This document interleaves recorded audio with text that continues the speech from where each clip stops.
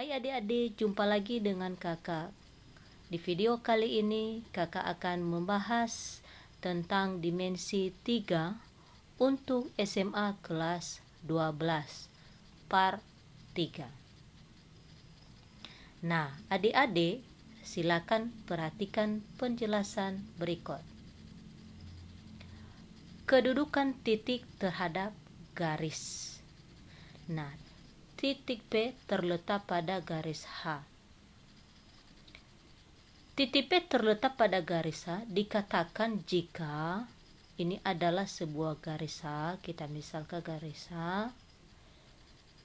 Lalu titik P-nya, ini titik P, dia berada pada garis H. Itulah titik P terletak pada garis H. Yang kedua, titik P di luar garis H. Nah, ada sebuah garis, ini garis H, lalu dan ada sebuah titik. Lalu ada sebuah titik. Nah, titik P itu adalah dia terletak di luar garis H. Kedudukan titik terhadap bidang. Nah, titik P di bidang alfa. Alfa adalah lambang sebuah sudut. Nah, ini adalah bidang, sebuah bidang yang sudutnya alfa. Maka titik P-nya berada di bidang alfa. Nah, titik P di luar bidang alfa. Ini adalah sebuah bidang alfa. Ini sudutnya alfa. Lalu titik P-nya dia berada di luar. Nah, itu adalah kedudukan titik terhadap bidang. Ada yang di dalam dan ada juga yang di luar. Nah, berikutnya kedudukan garis terhadap garis. Nah, ini ada sebuah garis. Yang pertama, kedudukan garis G dan H berhimpit. Nah, ini adalah garis H. Nah, dikatakan dia berhimpit, maka ini dia berarti garis G itu berhimpit dengan garis H. Nah, itulah yang disebut dengan berhimpit. Nah, kalau kedudukan garis G dan H berpotongan, maka ada dua buah garis, ini garis G dan ini garis H. Mereka adalah saling berpotongan. Nah, ini adalah titik perpotongan antara garis H dan garis G.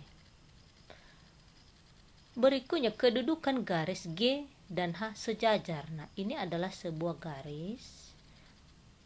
Maka garis keduanya adalah sejajar dengan garis yang pertama, atau garis G sejajar dengan garis H.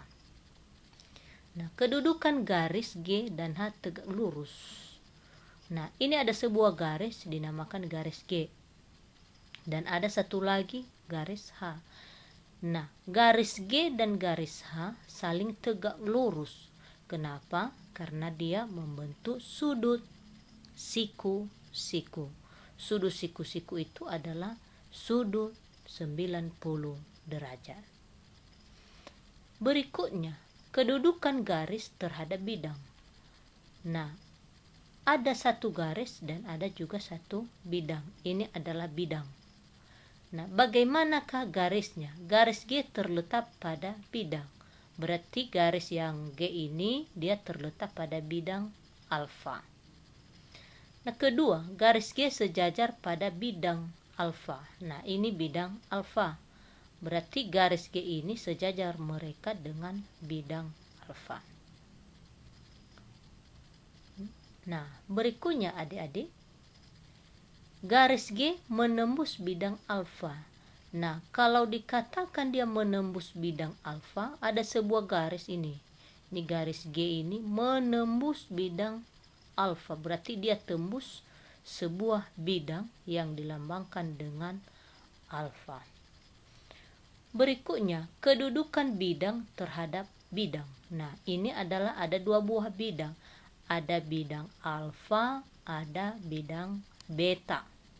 Nah, kalau dikatakan dia bidang alfa, ini bidang alfa, ini yang namanya bidang alfa, dan ini bidang beta. Berarti kedua bidang ini adalah saling berhimpit. Maka ini di dalam yang diarsir itu disebut dengan daerah persekutuan antara bidang alfa dengan bidang beta. Nah, berikutnya bidang alfa dan beta sejajar, berarti ada dua buah bidang, alfa dan beta ini. Maka bidang alfa ini sejajar dengan bidang beta. Itulah artinya bidang alfa dan beta sejajar. Bidang alfa dan beta berpotongan. Nah, bidang alfa ini adalah bidang alfa dan ini adalah bidang beta. Kedua bidang ini saling berpotongan.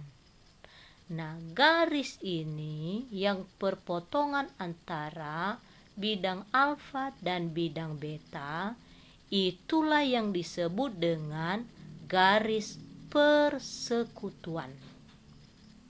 Nah, itu garis persekutuan adalah perpotongan antara bidang alfa dan bidang beta. Nah, adik-adik, itulah yang disebut dengan bidang alfa dan beta saling berpotongan. Nah, adik-adik, itu saja yang kita bahas saat ini, dan sampai jumpa pada bagian berikutnya. Thank you.